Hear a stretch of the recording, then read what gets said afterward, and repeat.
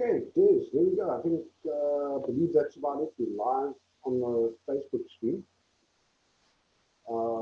Probably take a couple of minutes for people just to pop on and start following along, but they can always catch up as we go. Absolutely fine. Des, you are the, I wouldn't say the man behind CapeXit, but you're certainly one of the large brains behind CapeXit and one of the driving forces. So I'll ask you just to kind of join me for something unusual, a bit of a personal on Facebook session, just to find out a little bit more about CapeXit stuff. Where are we at? Where's it heading? Is it actually possible? What's got to be done? Do we want to do it? And how does this work? Now, personally, for some time, I've toyed with the idea. It sounded good. Warren says it sounds not so clear. Let's just see if I can correct that quickly. Just give me one moment. Let's just try and get the sound here.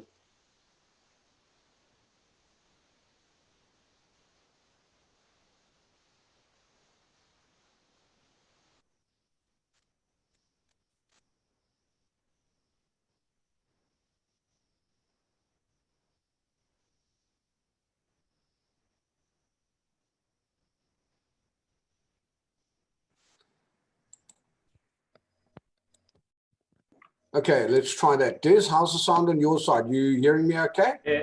Yeah, now you're perfect. 5 out of 5. Perfect. Okay, so let's get going. I'm going to take it a lot from my personal perspective, and that I can't speak for many of my friends. Maybe I can, but let's see how it goes. I find myself on the fence in a lot of ways. In theory, secession sounds great. Being an independent Republic of the Western Cape, if you will, I kind of liken it to the Western Cape is in some ways the last couple of carriages on a train heading full steam ahead, ready to go off the cliff. And we have the opportunity to unhinge those last couple of carriages, be something different, travel differently, and hopefully not go over the cliff. I'm thinking to myself, is it possible? Can we unhinge? Are we allowed to unhinge? Is it technically viable? Is it physically practical and feasible? Is it something that we want to do? Do we need a MacGyver to help us unhinge this last carriage? And Des, could you and CapeXit be that MacGyver? Could you be a solution to helping us create the kind of country that we want to live in? You're a really busy man. I totally appreciate you taking time out of your evening to spend a little bit with us and sort of go through some of those concepts. So, let's start at the beginning. What makes CapeXit different from, say, the Cape Party or any other political party for that matter?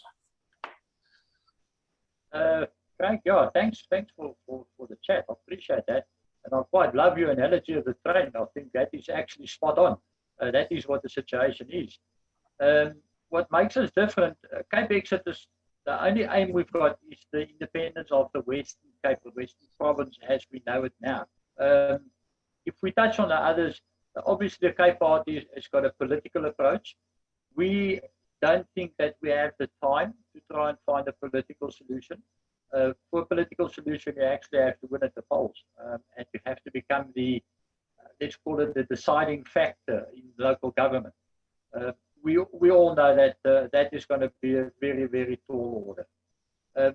There are a number of other movements. You want me to run through them and tell them how we differ? Okay.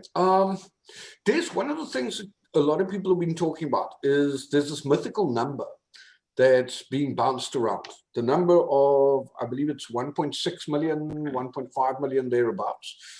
And this seems to be the magic number that we need to get to in terms of the next milestone to achieve and push for a referendum at which everybody can decide, do we want to be independent? Where does the number come from? How do we get to that number? Is that even the right number? It's very simple to come at the number. What you do is you look at the number of registered voters in the Western Cape. That data is according to the IEC database. You'll find that that's just over 3.4 million. Then what you need is you need the support of 50%, literally plus one person. So if you work that number out in that percentage, you get 1.555 million that you need. We rounded off to 1.6 million. So that 1.6 million would be from the registered voters in the Western Cape as they actually reflect on the IEC database. So it's very much a calculated number taken off the facts and figures we've got at the moment. Okay, so the number is still in the ballpark of 1.6 million, thereabouts. Where are you with that now? How long has CapeXit been going, and how close are you getting to that number? Well, look, we registered in 2018. We were putting everything in place, going through our facts and what we need to do, what the requirements were. We then became an NPO in 2019. Since the beginning of this year, we've really taken off. The marketing has taken off, and we are told by the registration team that we stood on 380,616, and we've just added 7,578 to that. So we're around about 379,000 registered members at this point in time. Since the beginning of this year, we've really taken off. The marketing has taken off, and we are told that's pretty impressive, Des. That's quite a lot of growth for such a short period of time. How have you been gaining the traction and gaining that growth? Has it been organic, or where does it come from? Well, there's a couple of factors that play into that. The first factor, obviously, is with this whole lockdown business, people actually had time to sit down. And apart from realizing that lockdown is yet just another way that we're basically being contained, or our rights being taken away. It doesn't matter what your opinion is of lockdown. There's been a lot of knee-jerk reactions around lockdown. That's quite evident from businesses that's being closed down and SMEs that's really struggling. So on the one side, people had time. They actually went into the factual situation far deeper. And the other side was the realization that yet again, we're being pushed, or that train of yours is being pushed closer to the edge of the cliff. Then, because people became more aware, the word simply got out much quicker, much further. So what we experienced now, not too long ago, is what I would like to call the first tipping point, where you'll have your numbers will grow and they will kind of get into a very steep curve. And we foresee the second tipping point probably in the next, I would say, 8 to 10 weeks.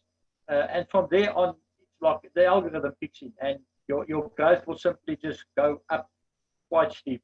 So the 1.6 million number is very achievable. If you look at the fact that our registrations are coming in at about 2 point something a minute, it's very feasible to reach that number within the middle of next year. Even quicker, if the registration rate picks up, you will gain some time on that. Okay. Now, Des, when we talk about registration, what kind of commitment are people making by registering? Is this a binding commitment? Is it an expression of interest? How would you describe that commitment that people are making? And what are they committing to? There's basically two fundamental things on the registration form. The one is that the question is whether they support independence of the Western Cape. And the second is, will they vote in a referendum?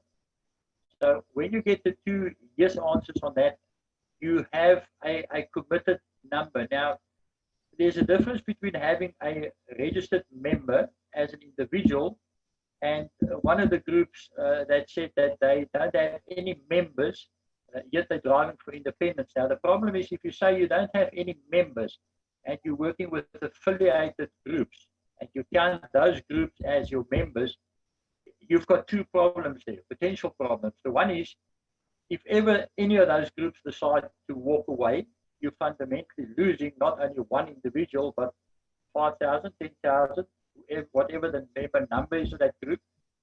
And the second problem you've got is if you work with 10 groups and you have the same people registered in each group, you in effect don't have 10 groups times the number of members added up. There's a lot of duplication going in.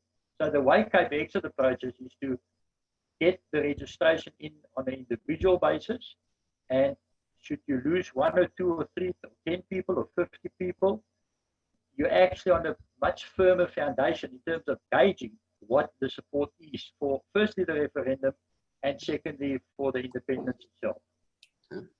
And who can actually register to participate?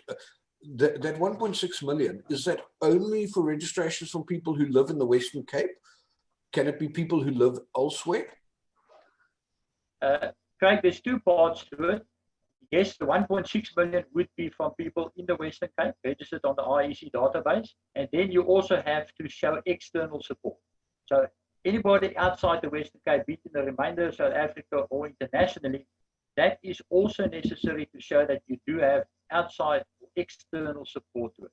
But the 1.6 million, yes, is Western Cape registration.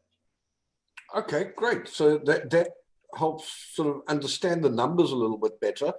And for such a short period of time, you seem to be making remarkably good progress towards that number. Des, as an NPO, are you funded? Are you independently funded? Or is it just one of those movements that happens and you just do what you can along the way? Do you have a big pool of money to help make this happen? How does that work? The funding until pretty much recently has been from the directors. We had no external funding. We then started getting in donations from the people that registered with us and the people that supporting us on Facebook. There's no magic external fund. However, as we grow, people are stepping forward and the funding situation will become much easier, I think, in the very foreseeable future. External funding. Okay, great. So Des, let's assume for a moment that we get there. We get to the 1.6 million votes. Let's say we get to 2 million votes. People living in the Western Cape and possibly further that believe a referendum is necessary and that this is something we want to put to the people to see if this is really what the majority want and if it makes sense. How does that work? Who would vote in that referendum? Would it only be registered voters in the Western Cape, or would we have to convince the entire country by majority to let us go? No, not at all. It's only the area that wishes to secede that will vote in it. So it will only be the Western Cape registered IEC voters, regardless of race. Doesn't matter, race doesn't come into it. We're also not basing anything on race because that is incorrect. So anybody that's in the Western Cape, regardless of race, registered voter, but no external voting, not outside the region. Okay. It's a topical one, but you know, let's take the bull by the horns. Let's be direct with it. As you said, it's irrespective of race. So that's obviously the one that a lot of people skirt around. Let's just cut to the chase. Is this secession movement racially biased in any way, or is it inclusive for everybody? Absolutely not racially biased. If you look at our documentation, we very clearly in the beginning state that CapeXit wants independence of the Western Cape for all who reside within. We have no right to exercise bias of any nature. That is absolutely not what we're about. Okay, I kind of like that. You know, well, I mean, obviously I like that. That's what we all want. We actually all want, we don't want to emigrate. We want to live in this beautiful country that we have.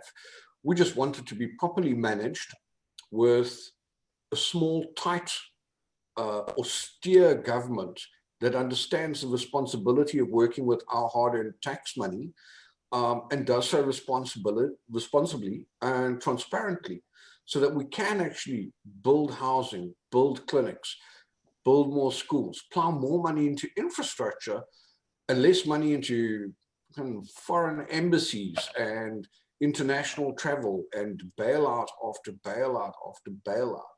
So I really like what you're saying there. Let's assume, let's fast forward a few years, and let's say we've had a chance to go to the polls, and we're going to hold that referendum.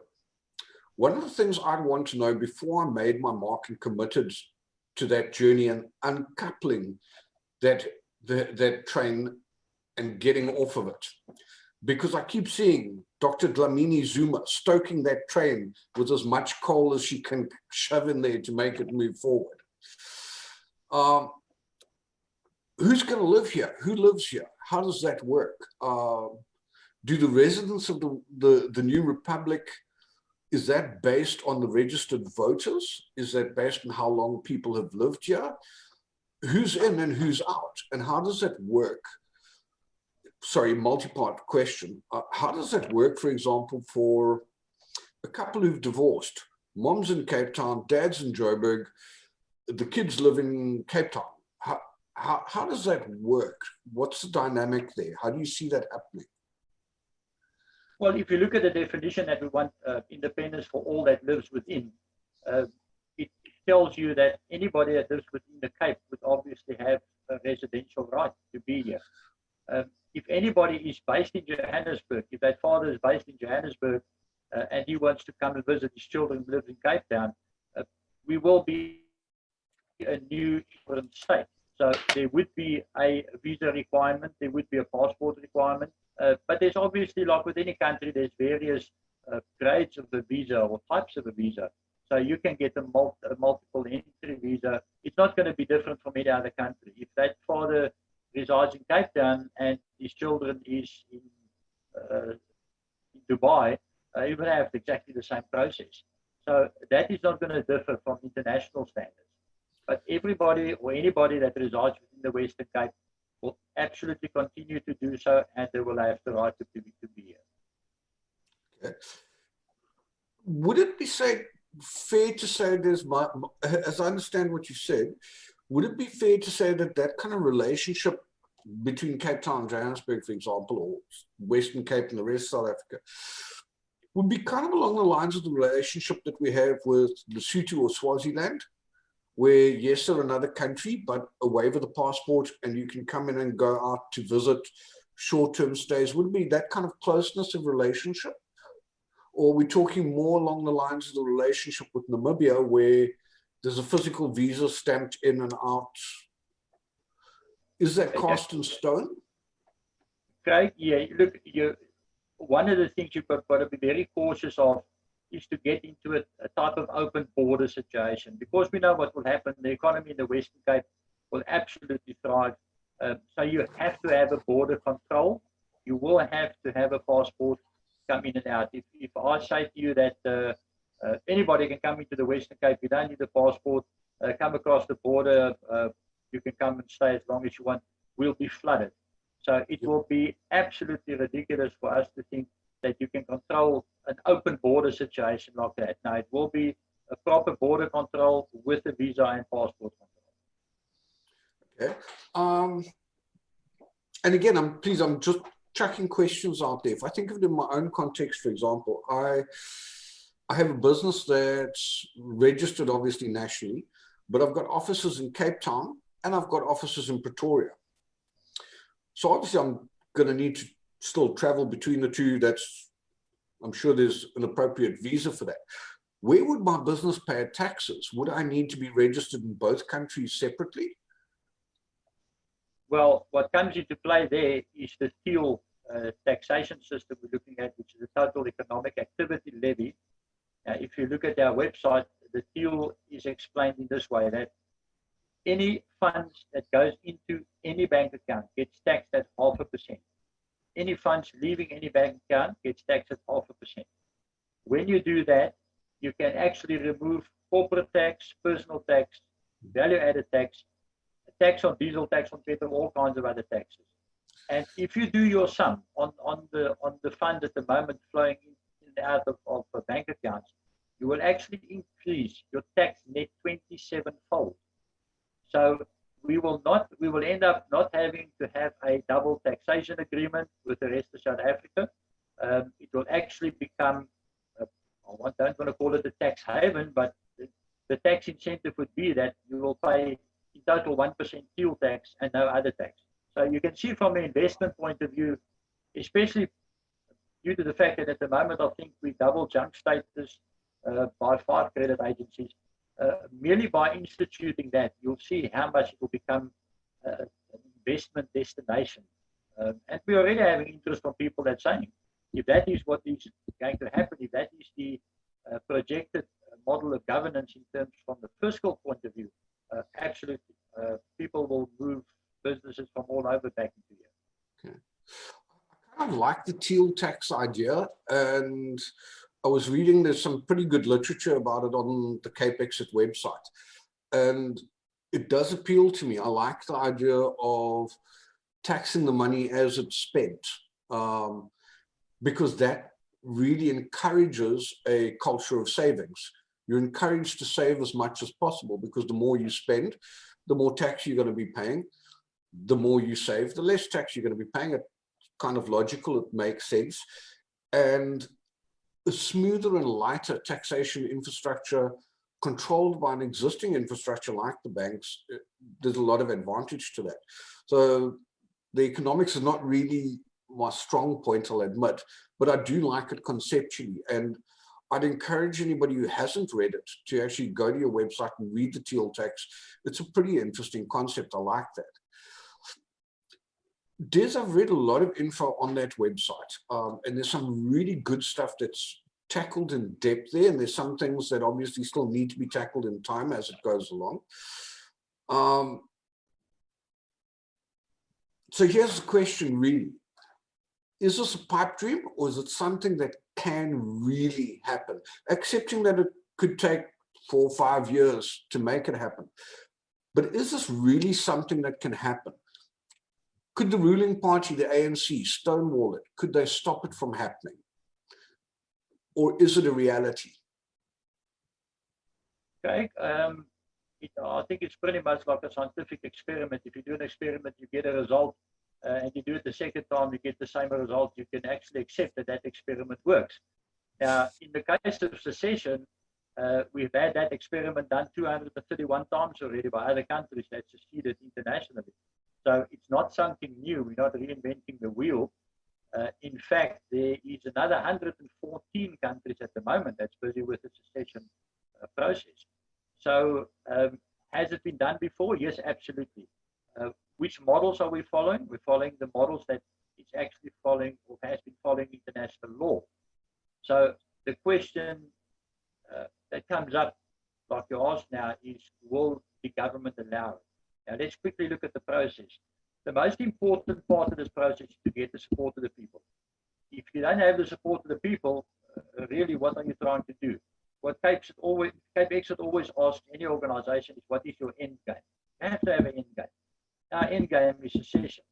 The first step to get there is get the support of the people. So let's say we do have the 1.6 million. The next step will be to give notice to the local government, the Western Cape government, to call a referendum. Now, if you read the Western Cape Constitution, it allows the Premier to call a referendum. So one of two things will happen there. They will either say no, or they will ask for a referendum. But if they do so, we can only think back to the cigarette saga. If they say yes, they still have to get it ratified by national government.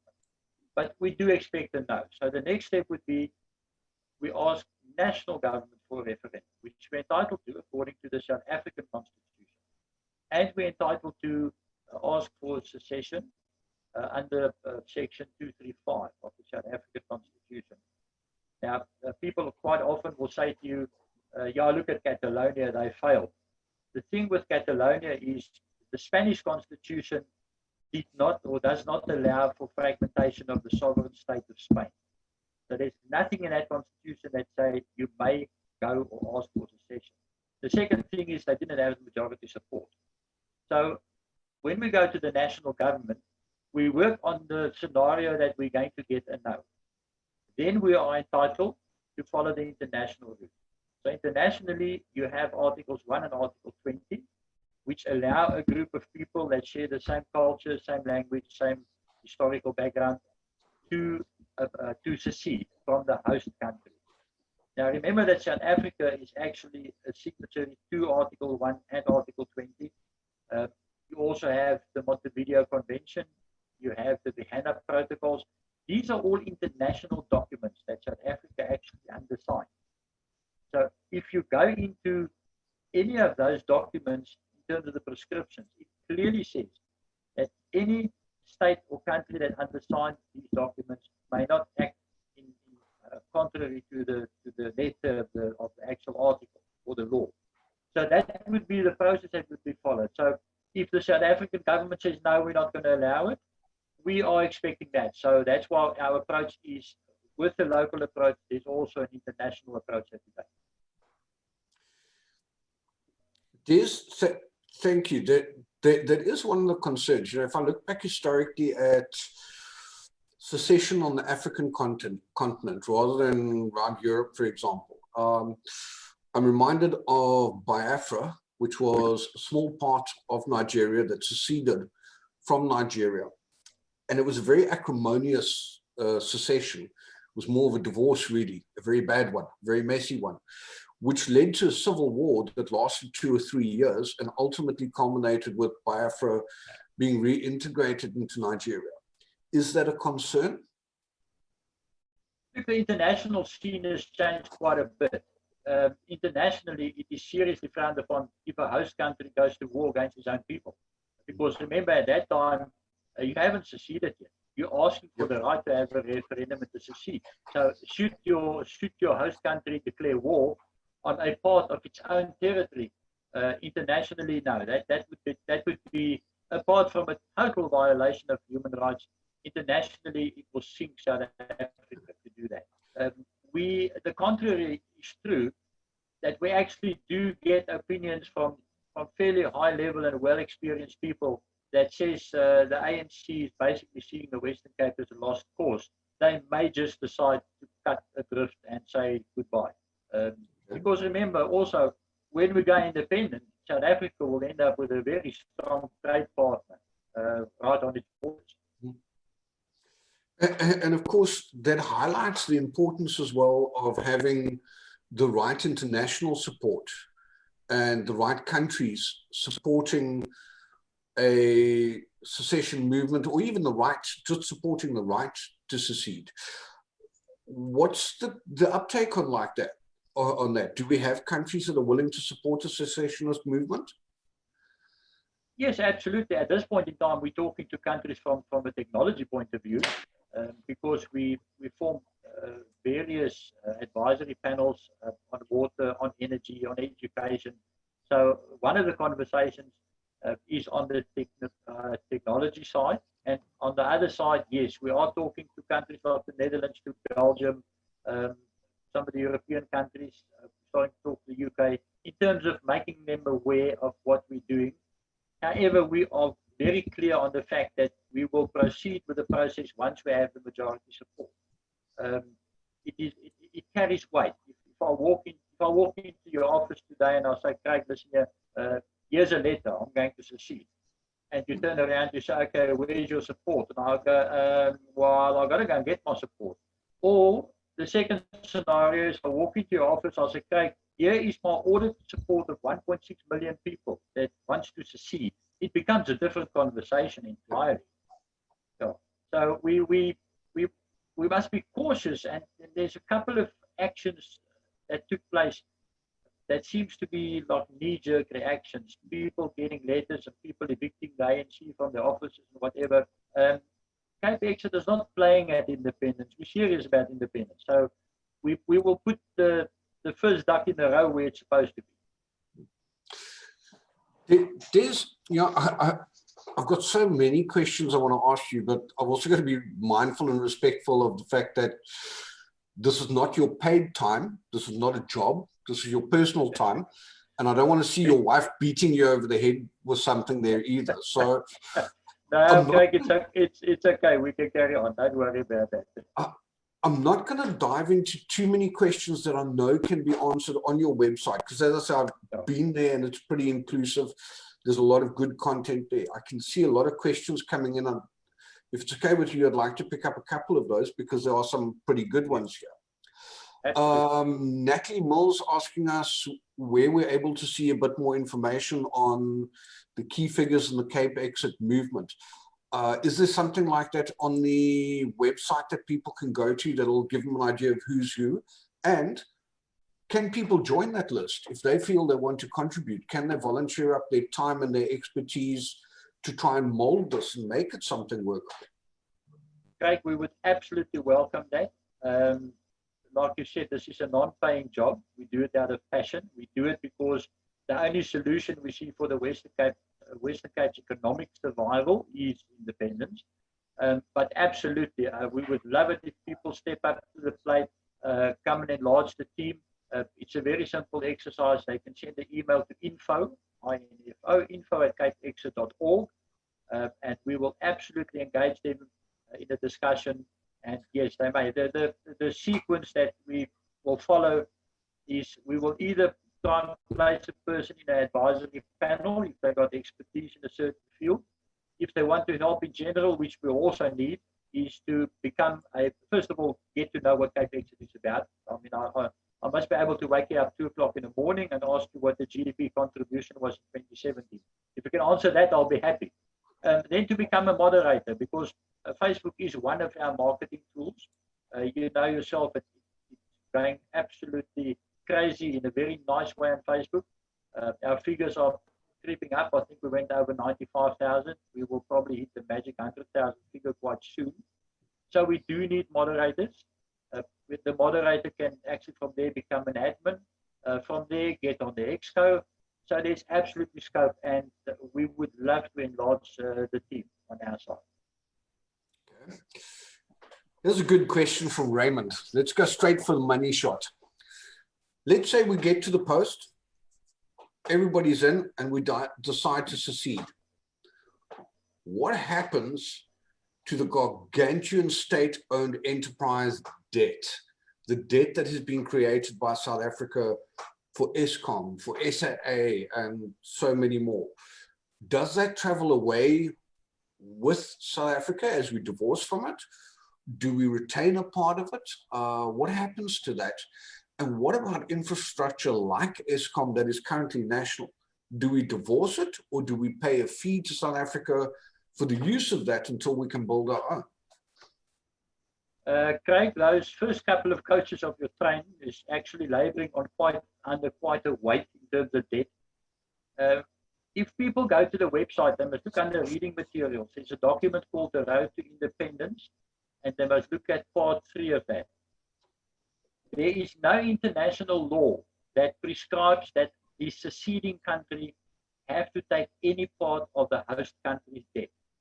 Now, there's no law saying that. However, when Belgium seceded from Holland, it was seen as a fair practice or fair method to adopt the per capita approach. Now, per capita simply means that the seceding country's population will be calculated in relation to the host country's population. In our case, the Western Cape, in relation to South Africa, works out to 11%. So that prescribed method says that the seceding country will adopt 11% of the host country's debt. Now, South Africa is going flat out towards 4 trillion rand in debt. So we can, according to that model, accept 400 billion rand in debt. It sounds like a staggering figure. However, if you look at the GDP, the Western Cape gets back from GDP that they contribute to the national GDP. Seldom we get back more than 8%. So if we take the year of 2017, for example, our contribution to the national GDP was 632 billion rand. Okay? Now go back to the 11%. We're going to accept 400 billion rand. So that's even less than our GDP per annum. And of the 632 billion rand in 2017, we only received back 50 billion rand, of which 10 billion rand was a conditional grant. Okay. So if you look at the budget, the 2020-2021 budget of the Western Cape government for everything in the Western Cape, all services included, was 72 billion rand. So merely by keeping our GDP contribution, we can increase the budget ninefold. So what happens if we adopt the per capita approach?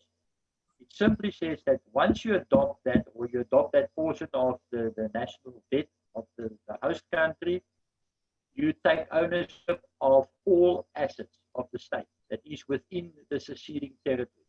In other words, Kuburg, Eskom, Robben Island, Cape Town Airport, Cape Town Port, all of that reverts back to the seceding country. However, we will then sit and do certain sums. The one sum will be the fact that the decommissioning of Kuburg conservatively is $500 million. Eskom at one stage told us very proudly that they actually have 500 million rand to do it. I think that has gone somewhere. It's not to be found anymore. And then you'll look at certain conditions where you take that 11% or the 400 billion and you start making adjustments to the sum. But to answer the question, all state assets will revert to the seceding country. No issue. Okay. Tony's got a bit of a point there. It's quite a long border. And obviously one could have border control points along the N1, the N2, the key routes in and out of Cape Town. How do you foresee that we would secure the border line itself in order to practice influx control and to have good border control management? Is there some sort of plan in mind for that? How do you see that evolving? Craig, the border is exactly, I think, 1,381 kilometers long, of which most of it borders to the Northern Cape, small section to the Eastern Cape. You will definitely have border control posts.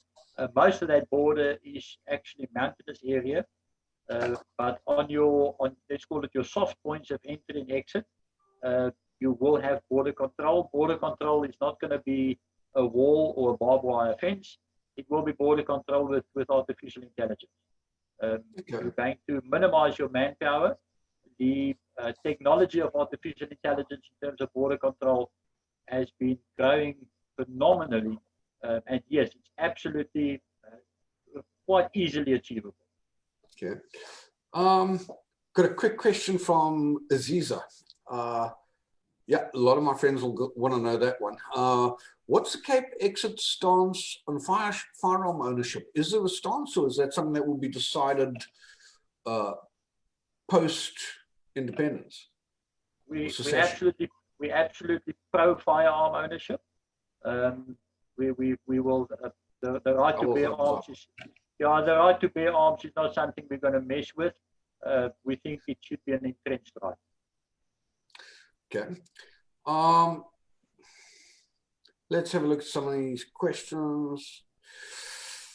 Oh, interesting. Rose got a point. Do you think that the government will accept this at a fait accompli, or are they going to kick and scream? Well, I think we covered that one a little bit earlier. So yes, they're not going to like the idea, but I mean, what we're talking about here is basically a divorce.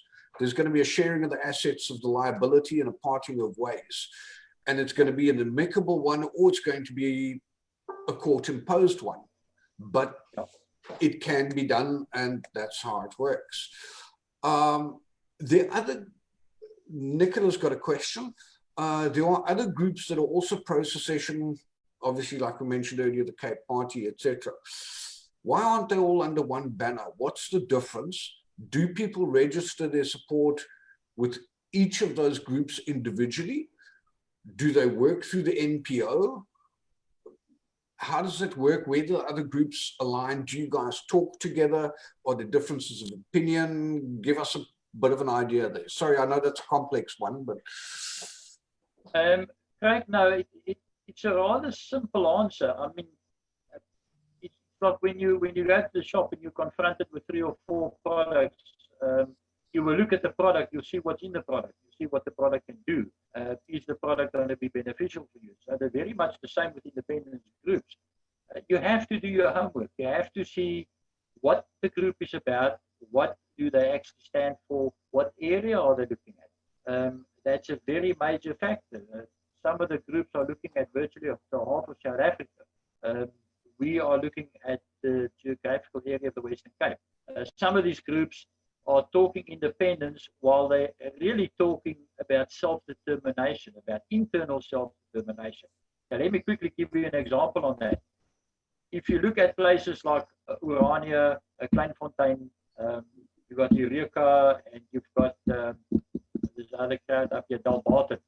All those areas are areas of internal self-determination. But let me also add, those are areas where a farm was bought out, a corporate entity, a company was formed, and that company is selling shares. And that share gives you the right to develop a piece of ground, a piece of land within that area. Now, that is vastly removed from sovereign independence. That naturally takes a couple of these organizations out of the equation. Then you get the guys, like the Khoi guys, Kubaha, who simply seceded and they hoisted the flag and they evicted the ANC. It doesn't work like that. You have to have the majority support of the people. The international community, the first question they're going to ask you, whether you're a lone ranger or do you have the support of the people. So that by itself immediately separates you in terms of your end game from others. So really, yes, there are people that sign up with most of these groups or all of the groups. That's fine, because really the idea of independence is being promoted. People are realizing and waking up to the fact that we actually may secede, we actually may ask for independence, something which would have been difficult to explain a year ago, 2 years ago, 3 years ago. But the people are waking up to the fact that for economic survival, and we all know the Western Cape is different. The Western Cape has had a system of governance from way back, before 1910 even. I mean, really, since the VOIC came here, they had a system of governance. So we've always been used to having our own structure of government. So it's not foreign to us to say we want to secede and govern ourselves as a new country. But yeah, again, to reiterate, look at all the groups, look at what they stand for, look at what the aims are, and then you've got to make a decision. You've got to align where you feel most comfortable, and yeah, absolutely. We've had that conversation with the ruling party. We've gone to the international court. We've got a referendum. We go down to the booth. We make our mark. We're now going to secede. We start the path. I open my wallet. What is in there? A rand, a dollar, a euro? What currencies are going to work in? You will have the rand in your wallet, similar to Namibia. Okay, so I'm going to need a lot of them. You're going to probably need a Zim kind of, times a couple of 100,000. But yes, you will have the rand in your wallet for the transitional period. We do have economists on board who will advise as to the best currency. You will very well end up with either a dollar or a euro quite soon in your wallet. Okay. Good question there from Peter. Robben Island. What about Robben Island? Is that part and parcel of? Yes, absolutely. Robben Island is within our territorial waters. And Robben Island, from a tourism point of view, is absolutely ideal to develop as a tourist destination. Tell me a little bit about the tricky stuff. Let's look at the political landscape. CapeXit is not a political party. So we get to the referendum point. We decide we're going to go that route. Who's in charge? Who's in charge for the transitional period? And what parties would parties re-register? Could we still have a DA or Freedom Front or ANC or IFP or whatever in the Western Cape? How would that work? Okay, your route would be you'll make your mark. We get a yes in the referendum. Then your current provincial government would be a transitional government. So they will not have any legislative powers. At the moment, CapeXit is forming municipal advisory panels, which will act like a shadow government in terms of getting up to speed with what their specific municipality is doing and what they're not doing. The model that we look at will be 6 district governments, to the 6 main regions as it is currently in the Western Cape, and one very lean and mean central government structure, which will look at foreign affairs, your fiscal policies, etc. So after your referendum, you'll have that transitional government. The political scene changes because at the moment, a lot of the political parties has a national mandate or a national agenda that they follow. The moment you become independent, that mandate has got to change, or their mission and vision has got to change. They now have to compete in a district government setup, and it will be a direct democracy. So the people will decide. One big thing that will come into play at the moment, if you don't like your councillor, you've got to hope and pray that in 4 years' time you'll be able to lift the party out of the seat, so the councillor can't carry on for another 4 years and bug up everything. With a direct democracy, if you look at Switzerland, if you're not happy with your councillor and you get enough people supporting that, you actually call a referendum to remove the councillor from office. It's pretty much like an impeachment kind of thing. So a political party now, where if I'm political party A and I win the election in the Western Cape, I can put Johnny and Paul and Pity and everybody, I just put them in a position. Okay. That councillor was not selected by the people. He was appointed by the party. But now the party has got direct, it's got to have transparency and direct accountability to the people. So that will change the political landscape. If you are a party now with a national mandate, you've got to trim that down to become a district government mandate. Okay. Sorry, and yes, of course, I mean, we will have political parties. That is part of the landscape of any country. But yeah, the accountability, I think, will keep them on their toes. I think that's what appeals to me about it. Is that's at the heart of it. That is what people want. We don't really care what the political party is called that's in charge. We just want transparency. We want simplicity in governance. We want a streamlined, simple government, which from what I've been reading is along the lines, that is what CapeXit is about, is trying to take us back to a position where we can have that, where we can have 40 or 50 MPs doing the work and running a very small but tidy country, rather than this bloated mass of 320 that we don't even know what the hell they do. So that itself is a very strong pointed ways towards secession. Yeah, no, absolutely, Craig. I agree with you. I mean, we can just look at this mega city concept. The mega city has removed the governing level so far from the people that there's no link between the two. But think back about the old days when we had a municipality and we had divisional councils. The guy that was really in charge was the town clerk. And any citizen could walk into the municipal offices, go into the town clerk's office and say to him, listen here, listen to me, I want to tell you something. And you had a reaction immediately. With a mega city concept, there are so many layers that you've got to work through. And you simply don't get any effect to whatever your request might be. So yeah, absolutely, there's a lot to be said for a direct democracy. Yeah, that's what we want. You know, we want streamlined simplicity. We don't need all this cumbersome nonsense that goes with it. And we want things that are common sense. One of the things I would like to see is judicial reform. I'd like to see a return to common law principles and night courts to expedite the backlog. And I'd like to see a judicial system where if somebody is sentenced to 15 years, they will serve 15 years. There is no remission for good behavior, because to my mind, common sense, the only kind of behavior in a prison is good. If you can't behave yourself within the rules, well, you're going to stay there longer, but you're not coming out shorter. I want to see a justice system that works. And my understanding is that this becomes possible. We don't have to copy and paste the existing laws. We can take what works and we can, in consultation, modify that to what everybody agrees on and what everybody wants. Yeah, Craig, if I could just comment on that. If you look at our road to independence document to the judiciary section, it simply states that if anybody commits a crime If it's a serious crime, murder, rape, whatever, yes, there would be serious capital punishment.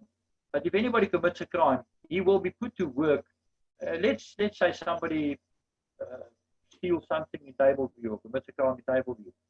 That prisoner would be put to work in the Tableview area, doing civic duties and paying back to that community.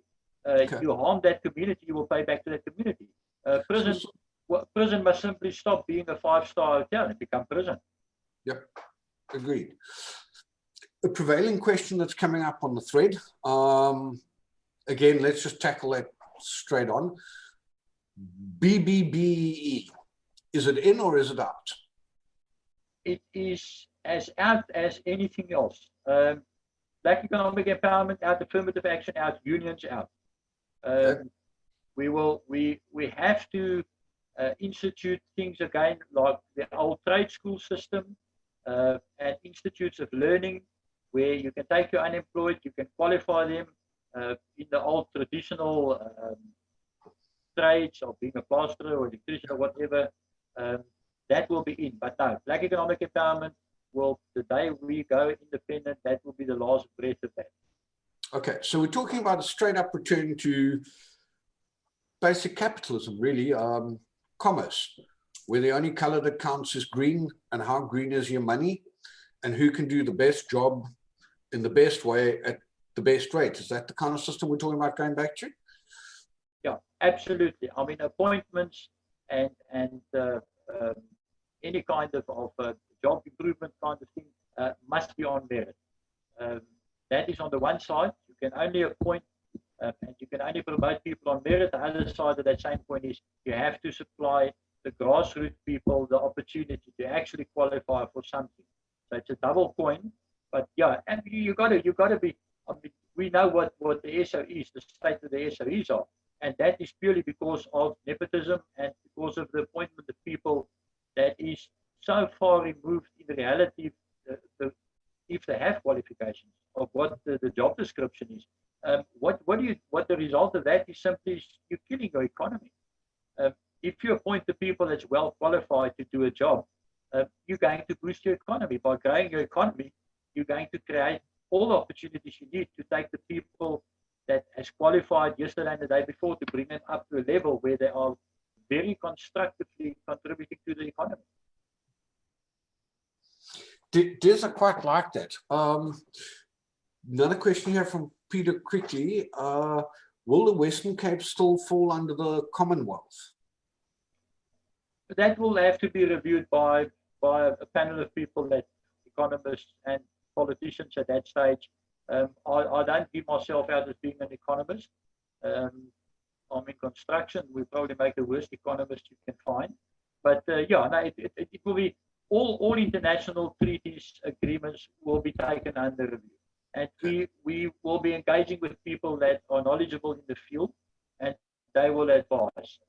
Remember that at the moment you go independent, your governance is on either your district government level or your central government level, where policies and decisions will have to be ratified by the people in terms of yes, we like it, or no, we don't like it. Okay. Des, I'm going to kind of hold off on the questions there because we're running a little bit on time. And again, I don't want to keep you too long. One of the questions that was raised a little bit earlier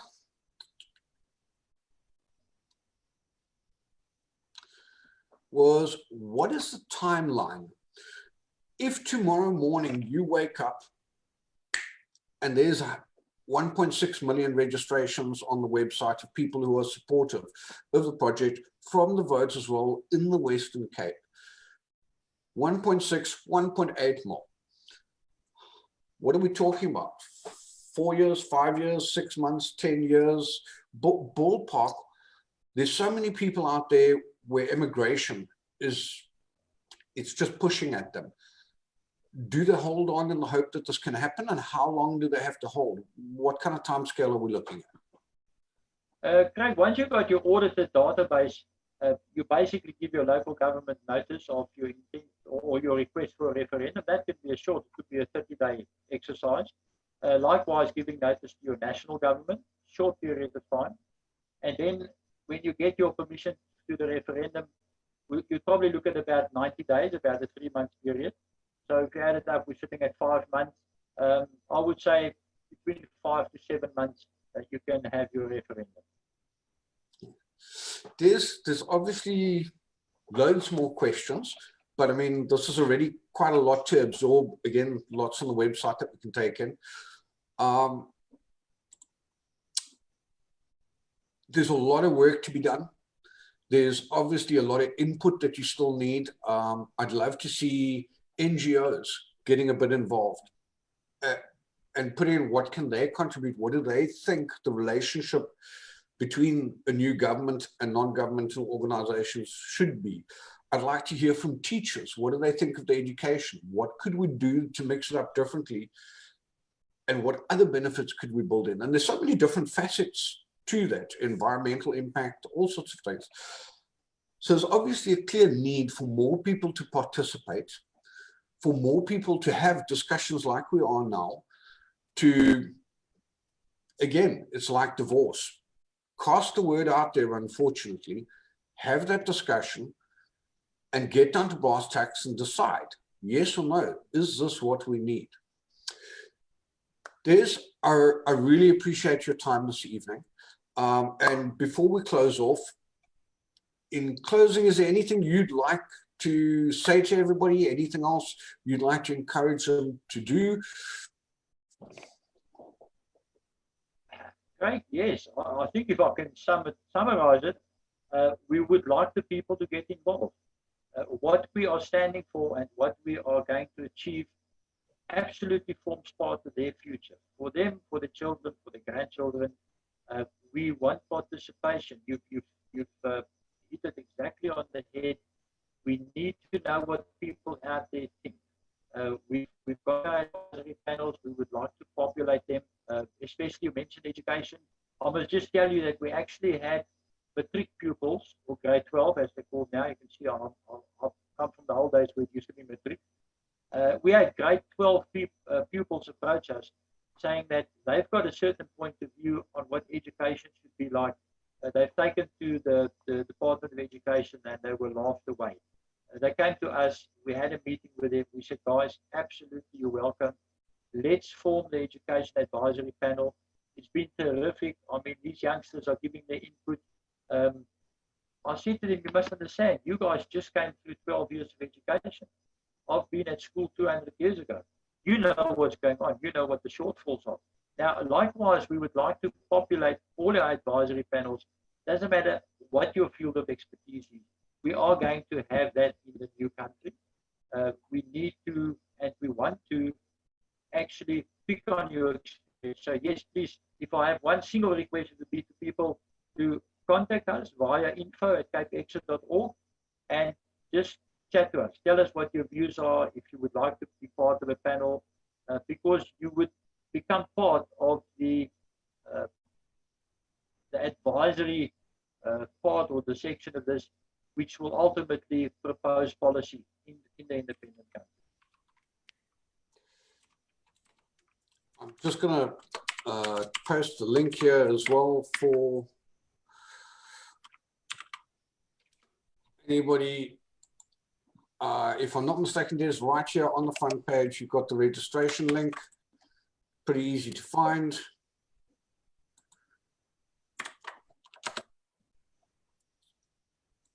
Let's get that done.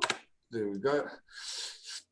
Des, thanks so much for your time and for letting us intrude in your evening to get a bit of clarity. You've given us a hell of a lot to think about here. And the overwhelming thread that I'm getting from the responses and the way it's been thought out and our discussions around this is that it's an opportunity to spend the next 3 or 4 years hammering out, hashing out, and building what could be, what we want to be, and the way we wish it was now, versus 5 years probably of more of the same, if not worse. Do we have much to lose? I don't know.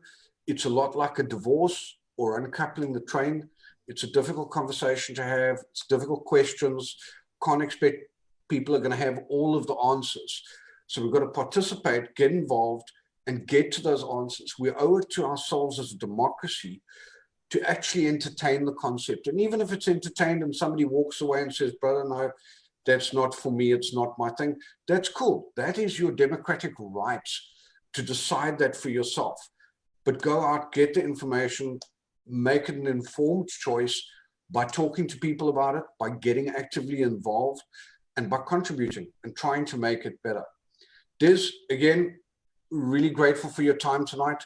Thanks so much, guys, for chucking in all the questions, and maybe we can disrupt Des's evening again sometime, get into a few more different areas, explode education, healthcare, and we can look at some nitty gritties. And of course, we can follow along. I see you've been doing quite a lot of interviews and podcasts, so we can follow along and contribute and get out of there as well. Des, thanks so much. Enjoy the rest of your evening. It's been a pleasure chatting to you, bud. Craig, absolutely. Thanks to you, bud. And yeah, let's do it again. I'm always open and always willing. We can chat. Love it. Thanks so much.